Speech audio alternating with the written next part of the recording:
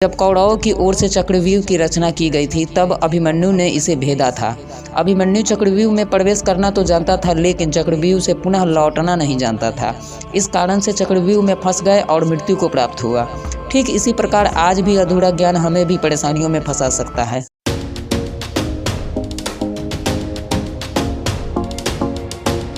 जय श्री राम दोस्तों अगर ज़िंदगी में कामयाब आपको होना है, अगर सच में कामयाब आपको होना है तो आपको 5 बातों का ध्यान रखना बहुत ज़्यादा ज़रूरी है। अक्सर लोग यह 5 गलती ऐसे कर जाते हैं और ज़िंदगी में कभी सक्सेस नहीं हो पाते हैं, आगे नहीं बढ़ पाते हैं। तो देर न करते हुए चलिए जानते हो वह कौन से 5 बातें हैं। दोस्तों उससे पहले चैनल पर नए हैं तो चैनल को सब्सक्राइब, वीडियो को लाइक जरूर कर लीजिएगा। दोस्तों ज़िंदगी में अगर सक्सेस होना है तो आपको 5 चीज़ों का ध्यान रखना बहुत ज़्यादा ज़रूरी है। यह 5 बात आपके लिए बहुत ज़्यादा इंपॉर्टेंट होने वाला है। पहला है अज्ञान या अधूरा ज्ञान। समझिएगा, किसी भी काम में सफलता पाने के लिए सही ज्ञान होना आवश्यक है।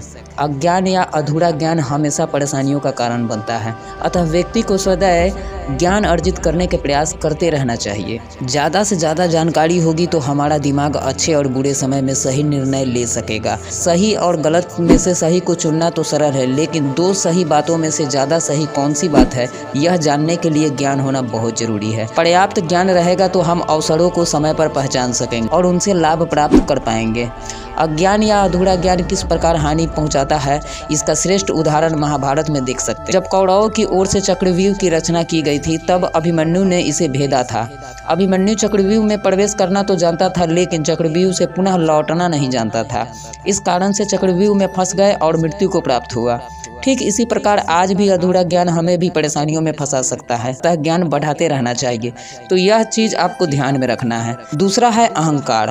दोस्तों अहंकार यानी स्वयं को श्रेष्ठ समझना और दूसरों को तुच्छ। जो लोग सिर्फ मैं या हम के भाव के साथ जीते हैं वे जीवन में कभी सफलता हासिल नहीं कर पाते हैं। यदि किसी काम में सफलता मिल भी जाती है तो वह स्थायी नहीं होती है। हम की भावना व्यक्ति के पतन का कारण बनती है। अहंकार के कई उदाहरण शास्त्रों में दिए गए हैं। रावण ने श्री राम को तुच्छ समझा था, दुर्योधन ने सभी पांडवों को तुच्छ समझा था। परिणाम सामने हैं, रावण और दुर्योधन का अंत हुआ। इसलिए कभी भी अगर जीवन में सफलता पाना है आपको तो कभी भी अपने अंदर अहंकार की भावना ना उत्पन्न होने दे। दोस्तों तीसरा है अत्यधिक मोह। समझिएगा, यह बहुत ज़्यादा आपके लिए इम्पोर्टेंट होगा।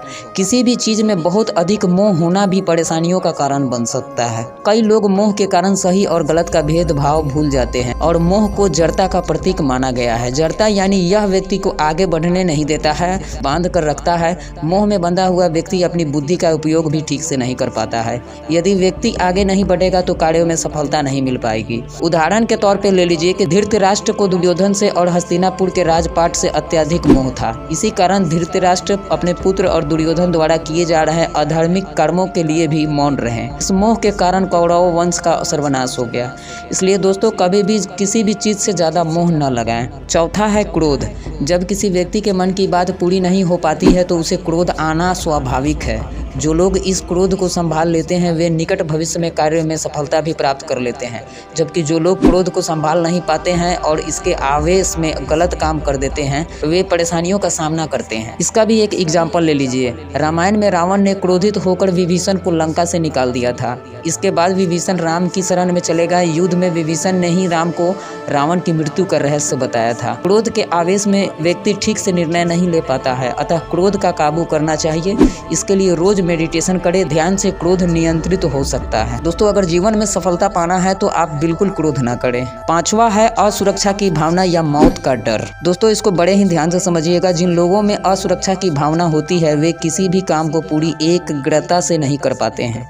हर पल स्वयं को असुरक्षित महसूस करते हैं और खुद को सुरक्षित करने के लिए सोचते रहते हैं।